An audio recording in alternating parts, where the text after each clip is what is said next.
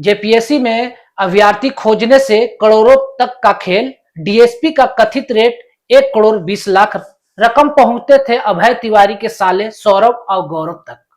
नमस्कार, मैं संजीत यादव और आप देख रहे हैं लाइव लगातार। जेपीएससी घोटाले की जांच में जैसे जैसे सीआईडी आगे बढ़ रही है, वैसे वैसे इस कथित खेल का नए नए कहानी सामने आ रही है। सीआईडी आज गिरफ्तार आरोपियों को रिमांड पर लेने के लिए कोर्ट में पेश करेगी, लेकिन इससे पहले जिस दिन सीआईडी ने आरोपियों को हिरासत में लिया था, उसी दौरान पूछताछ में कई अहम खुलासे होने का दावा किया जा रहा है।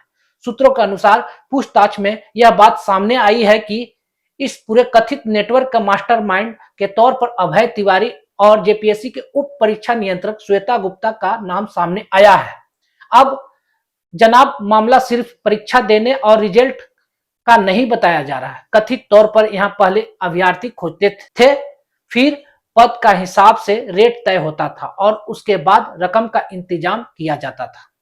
सूत्रों के मुताबिक अभय तिवारी के लिए मुश्ताक और उमेश ऐसे अभ्यर्थियों की तलाश करते थे जो पैसे देकर परीक्षा में चयन हासिल करना चाहते थे। डीएसपी पद के लिए कथित तौर पर 1,20,00,000 रुपए की रेट था, जबकि दूसरे पदों के लिए 70 से 80 लाख रुपए तक का रकम लिए जाने का दावा किया जा रहा है। कहा जा रहा है कि मुश्ताक और उमेश अभ्यर्थियों से संपर्क करते थे, रकम की बातचीत होती थी और उसके बाद कथित तौर पर पैसा अभय तिवारी के साले सौरभ और गौरव तक पहुंचाया जाता था। मतलब अभ्यर्थी खोजने वाले अलग, रेट बताने वाले अलग और रकम पहुंचाने की कथित व्यवस्था अलग। अब सीआईडी इस पूरी कड़ी को जोड़ने में जुटी हुई है।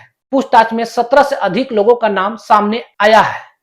सीआईडी अब यह जांच कर रही है कि इनमें से कौन अभ्यर्थी तक पहुंचा था, कौन रकम जुटाता था और इस कथित नेटवर्क में किसका क्या भूमिका थी।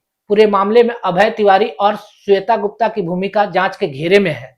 सीआईडी यह पता लगाने में जुटी है कि कथित तौर पर पैसे लेने के बाद अभ्यर्थियों को परीक्षा में किस स्तर पर लाभ पहुंचाया जाता था। जांच का दायरा अब सिर्फ जेपीएससी के 14वें सिविल सेवा परीक्षा तक सीमित नहीं है। जेपीएससी के मेंस और जेएसएससी से जुड़ी परीक्षाओं में भी इसी तरह के कथित नेटवर्क चलाया गया है। इसकी जांच भी सीआईडी करेगी। सीआईडी की कार्रवाई में hard disk, pen drive, diary और परीक्षा से जुड़े कई दस्तावेज बरामद किए गए हैं। अभय तिवारी के घर से 5 लाख रुपए नगद बरामद होने की भी जानकारी सामने आई है। अब इन डिजिटल उपकरणों जांच में यह पता लगाने की कोशिश हो रही है कि कथित नेटवर्क में कितने अभ्यर्थी थे और पैसे पूरा हिसाब किताब क्या था।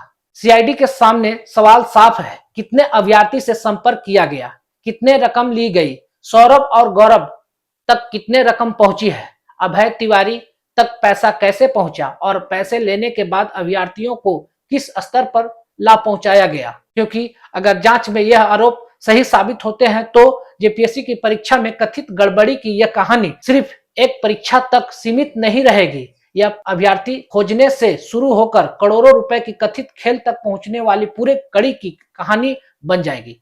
फिलहाल जांच जारी है और इस कथित का खेल पूरा सच सीआईडी के जांच के बाद ही सामने आएगा।